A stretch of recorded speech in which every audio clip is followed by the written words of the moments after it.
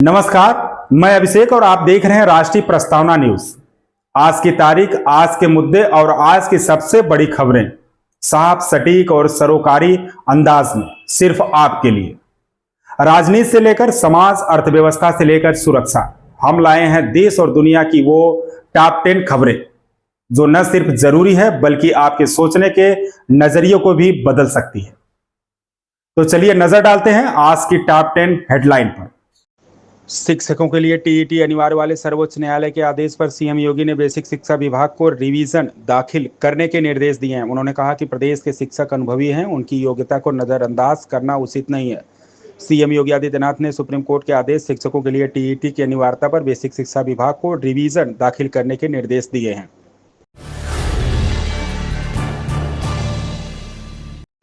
केंद्रीय गृह मंत्री अमित शाह ने कहा कि मोदी सरकार देश से ड्रग्स के खतरे को मिटाने के लिए पूरी तरह प्रतिबद्ध है। उन्होंने एएनटीएफ प्रमुखों के सम्मेलन में कहा कि 2047 तक भारत को विकसित राष्ट्र बनाने के लिए युवाओं को नशे से बचाना जरूरी है। शाह ने ड्रग्स के 3 स्तर के कार्टेल पर कड़ा प्रहार करने, विदेशी तस्करों को प्रत्यर्पित करने और जब्त ड्रग्स को नष्ट करने की आवश्यकता पर जोर दिया है।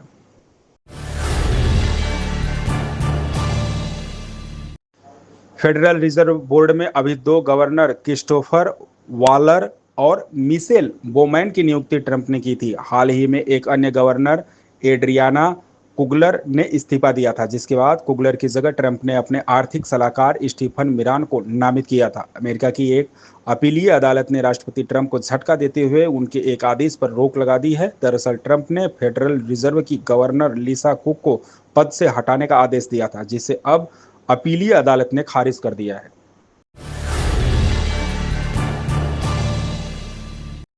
ठाकरे ने कहा, जब हमने कहा कि पाकिस्तान आतंकवाद का जनक है तो दुनिया आपसे सवाल पूछेगी, आप पाकिस्तान के दुश्मन हैं या दोस्त। अगर आप उनके दुश्मन हैं तो सारे रिश्ते तोड़ दीजिए। शिवसेना यूबीटी प्रमुख उद्धव ठाकरे ने एशिया कप में भारत पाकिस्तान मैच को लेकर भाजपा पर निशाना साधा है। उद्धव ठाकरे ने मंगलवार को कहा कि भारत द्वारा पाकिस्तान के साथ क्रिकेट मैच खेलने से भाजपा की देशभक्ति पर ढोंग उजागर हो गया है। उन्होंने जोर देकर कहा कि देश को इसमें भाग न लेकर दृढ़ता दिखानी चाहिए थी।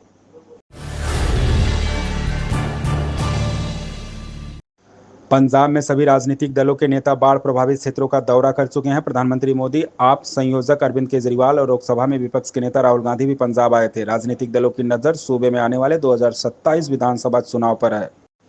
पंजाब में सैलाब के बाद अब सियासी दौरे की बाढ़ आ गई है। प्रधानमंत्री नरेंद्र मोदी, आम आदमी पार्टी, आपके प्रमुख अरविंद केजरीवाल के बाद अब लोकसभा में विपक्ष के नेता राहुल गांधी ने भी सोमवार को बाढ़ प्रभावित इलाकों का दौरा किया है और बाढ़ पीड़ितों से बातचीत की।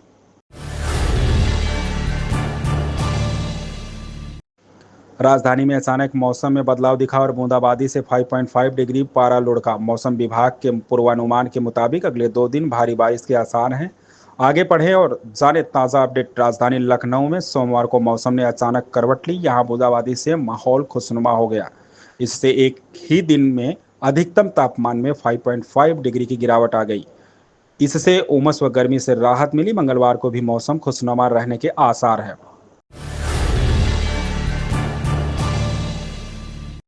केंद्रीय गृह मंत्री अमित शाह ने कहा कि नरेंद्र मोदी सरकार भारत को नशा मुक्त करने के लिए संकल्पित है। सरकार इस लक्ष्य को पाने के लिए हर संभव प्रयास कर रही है। अमित शाह ने मादक पदार्थ रोधी कार्यबल के प्रमुखों के सम्मेलन में यह बात कही।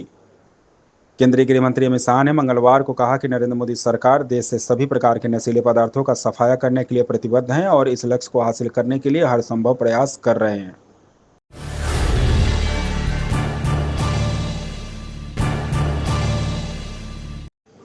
करण कुंद्रा और तेजस्वी प्रकाश ने अपने सिंगापुर वेकेशन से रोमांटिक तस्वीरें शेयर की हैं, जिन्हें देख फैंस झूम उठे हैं और प्यार लुटा रहे हैं। वो करण और तेजस्वी को बुरी नज़र से बचे रहने को कह रहे हैं वो और शादी की डेट भी पूछ रहे हैं। टीवी के पॉपुलर कपल्स में शामिल तेजस्वी प्रकाश और करण कुंद्रा इस वक्त साथ में छुट्टियां मना रहे हैं। उन्होंने अपने ड्रीमी वेकेशन से तस्वीरें शेयर की हैं, जिन्हें देख फैंस क्रेजी हुए जा रहे हैं।